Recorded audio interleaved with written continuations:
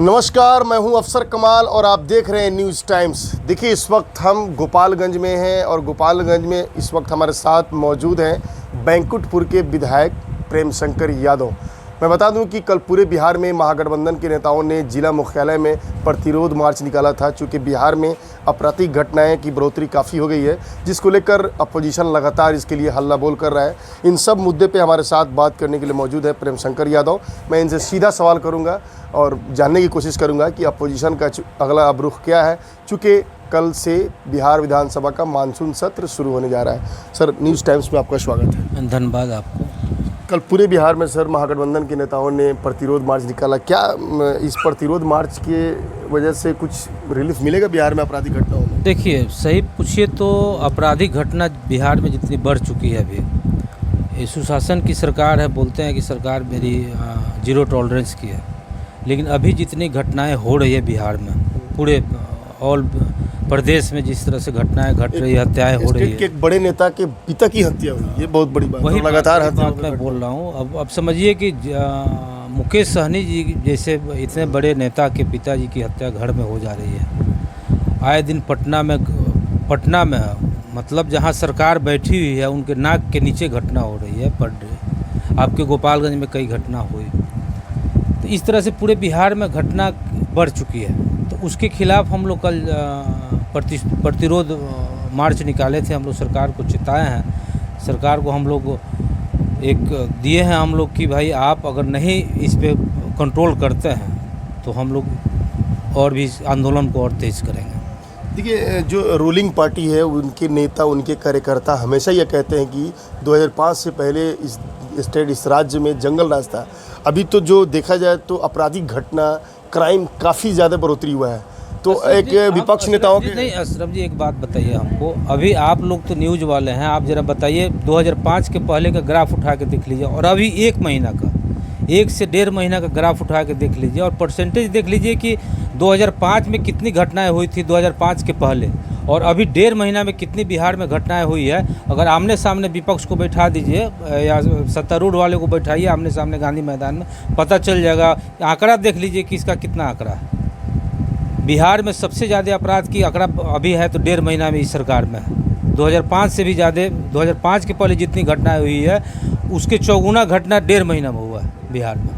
कल से मानसून सत्र बिहार विधानसभा का शुरू हो रहा है। पहली प्राथमिकता क्या रहेगी आप लोगों को? सदन में मुद्दा क्या? सबसे पहली प्राथमिकता तो यही है कि बिहार में जो भ्रष्टाचार या जो आपराधिक मामला हो रही है, जितनी आपराधिक घटनाएं हो रही है, जितनी हत्याएं हो रही है, इस सब पे कैसे सरकार कंट्रोल करेगी, इसके लिए हम लोग आवाज़ उठाएंगे। लेकिन जो मुकेश सहनी जी के पिता का जो हत्या हुआ है उसका बहुत जल्द पुलिस ने उद्भेदन कर दिया और खुद मुख्यमंत्री इसकी मॉनिटरिंग कर रहे थे। बिल्कुल, क्योंकि बड़े नेता हैं तो स्वाभाविक बात है कि करना पड़ेगा। अगर नहीं करते तो हम लोग और आंदोलन करते और उम्मीद करते हैं कि जिस तरह से उद्भेदन वहाँ हुआ उसी तरह से पूरे बिहार में जिस तरह से आपराधिक घटनाएं हो रही है, हत्याएं हो रही है, उस पर भी उद्भेदन होनी चाहिए। ये केवल एक ही इलो रोना रोता है 2005 के पहले। अरे आप 2005 के पहले का रोना रोते हुए कितना दिन सरकार चलाइएगा? अभी तो सरकार नाम की कहीं कोई चीज़ नहीं है। क्या शासन, क्या प्रशासन कर रहा है, मुख्यमंत्री जी को कोई मतलब नहीं है। समीक्षा बैठक की क्या मतलब होती है? समीक्षा बैठक आप करते हैं सप्ताह में एक बार, आप DIG DGP को बैठा के समीक्षा बैठक करते हैं तो क्या उसका परिणाम निकलता है कोई? आप समीक्षा बैठक कर रहे हैं, उधर घटनाएं घट रही है, उधर हत्या हो रही है। आप बैठक कर रहे हैं महानिदेशक के साथ बैठ के, DGP के साथ आप बैठक कर रहे हैं और आप बैठक के साथ साथ बिहार में घटनाएं घट रही है, तो क्या आप समीक्षा बैठक क्या करते हैं? तो कहीं ना कहीं तो सरकार नींद में है ना। सरकार पूरी तरह से नींद में सोई हुई है, कोई मतलब नहीं है बिहार से। विपक्ष के विधायक होने के नाते क्या आप इस बात को मानते हैं कि बिहार में पूरी तरीके से लॉ एंड ऑर्डर फेल है? बिल्कुल, कहीं लॉ एंड ऑर्डर का तो कहीं कुछ है ही नहीं बिहार में। अभी हम लोग यहाँ बैठे हुए, कौन आगे गोली मार के चला जाएगा कोई पता भी नहीं चलेगा।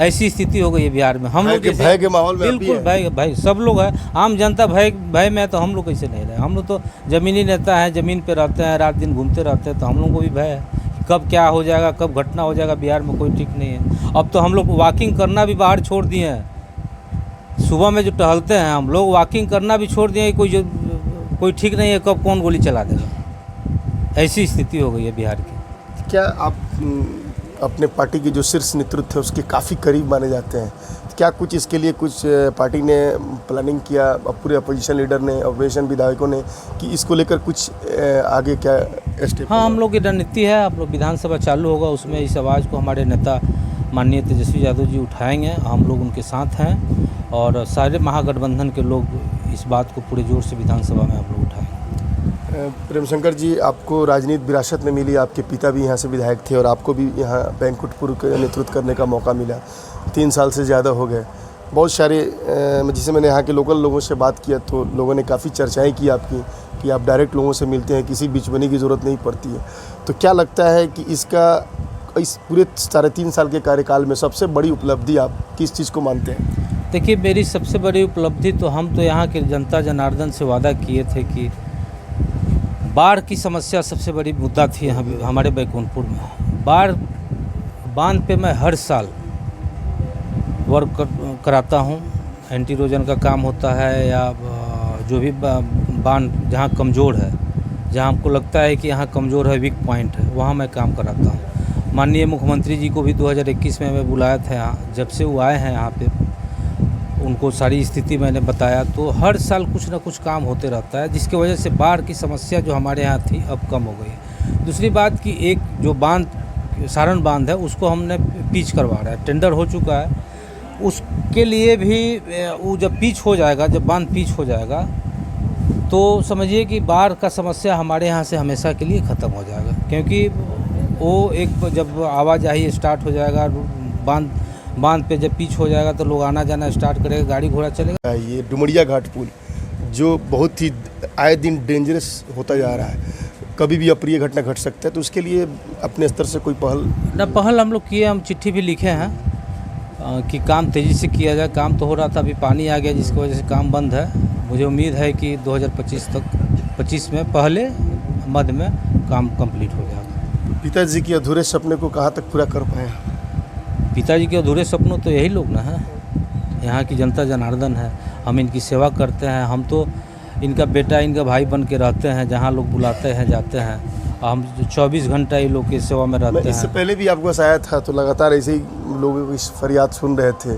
बहुत कम ऐसे विधायकों के पास इस तरह का देखने को मिलता है कि डायरेक्ट जनता से संवाद हो। देखिए, जनता हमको किसी उम्मीद से चुनी है और इस जनता की उम्मीद पे हम नहीं उतरेंगे। मेरे पिताजी का ये सब लोग ख्वाहिश है, मेरे पिताजी के परिवार के सदस्य हैं, तो हम भी तो अपना परिवार का ही सदस्य मानते हैं। तो हमारा काम क्या है, हमको ये लोग चुन के भेजा है, अपने लिए भेजा है कि हमको विधायक जी देखेंगे, परिवार के सदस्य हैं, हम हमारी सेवा करेंगे। तो हम सेवक बन के ये लोग का काम करते हैं और उम्मीद करते हैं कि ये लोग जैसे मुझे आदेश देगा, जिस तरह से आदेश करता है, ये लोग का आदेश का पालन हम करते हैं। मैं कोई आदेश नहीं देता, जनता जनार्दन का जो आदेश होता है उसको मैं करता हूँ, पूछ के करता हूँ। कोई भी काम होता है वहाँ के लोगों से पूछ लेता हूँ कि आपकी क्या ज़रूरत है, क्या चीज़ चाहिए आपको, कहाँ समस्या आपकी आ रही है, सारी समस्या को लेकर मैं। और जनता दरबार जो मेरा सैटरडे संडे लगता है, ये कोई आज से नहीं लग रहा है। जब से मैं चुनाव जीता हूँ, मैं देश के किसी कोना में रहूँ, लेकिन सैटरडे संडे को ज़रूर घर पे रहता हूँ, ताकि लोग मेरी अपनी समस्या लेके मेरे पास आएँ, रखें, हम उनकी समस्या का निष्पादन करें। अच्छा विधायक जी, एक यूपी में एक मामला चल रहा है। मुजफ्फरनगर जिला प्रशासन ने एक गाइडलाइन जारी किया है कि कांवड़ यात्रा वाले जो भी रोड में जो भी दुकान है, फल फ्रूट एनीथिंग, कोई भी दुकान हो, उस पर चिन्ह नाम लिखना है कि किसका दुकान है। इसको किस रूप से ले रहे हैं? देखिए, हम लोगों का देश धर्मनिरपेक्ष देश है और जहाँ धर्मनिरपेक्षता की बात आती है तो वहाँ इस देश में जो प्रेम भाव, आपसी माहौल जो था 2014 से पहले, सब हिंदू मुस्लिम सिख ईसाई सभी भाई मिल के रहते थे अपने देश में। लेकिन जब से 2014 में सरकार बनी भाई नरेंद्र मोदी जी की, उस समय से देश में एक अलग माहौल बना दिया गया। हिंदू मुस्लिम करके आपस में लड़ाना, देश को विघटित करना। तो उनके नेता लोग अपने नहीं बोलते हैं, लेकिन उनके नेता लोग जो नीचे नेता लोग हैं वही लोग ये सब बात बोलते हैं, दुष्प्रचार करते हैं ताकि समाज को बांटा जाए, धर्म को बांटा जाए। धर्म के आधार पर वो लोग वोट की पॉलिटिक्स करता है। मामला यही है, ऐसा कुछ नहीं है। इस पर वहाँ हमारे माननीय अखिलेश यादव जी ने आवाज़ उठाया है और हमको उम्मीद है कि इस तरह से अपने देश में नहीं हो, क्योंकि हमारा देश सौहार्द का देश है, हमारा देश धर्मनिरपेक्ष देश है और लोकतंत्र की जननी है। कि हमारा देश में आज भी हमारे देश का लोग बाहर में नाम लेता है कि वहाँ सभी धर्मों को मिलाकर चला जाता है।